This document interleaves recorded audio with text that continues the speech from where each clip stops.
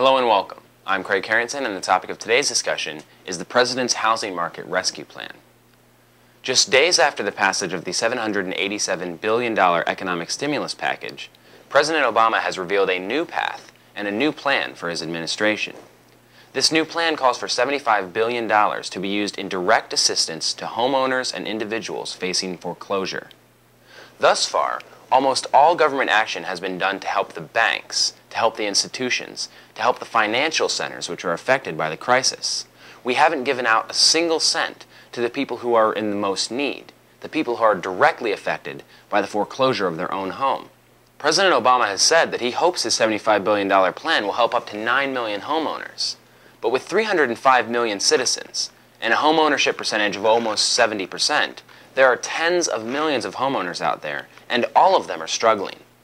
Most of the houses in the United States have lost value over the last several years. Some of the hardest hit markets, like Arizona, Michigan, and Florida, are experiencing the worst of the downturn, but that doesn't mean that there isn't significant downturn elsewhere.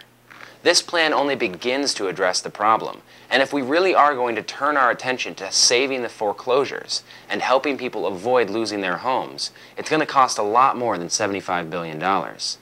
This would call into question what we've been doing with all the previous money we spent. The bailout package was originally sold to the public as a way of saving people from foreclosure, and not a cent of it went to that.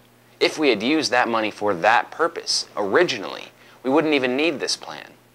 Making matters worse is the fact that the foreclosure crisis has gone unaddressed until February of 2009. We knew over a year ago that housing markets across the board were declining.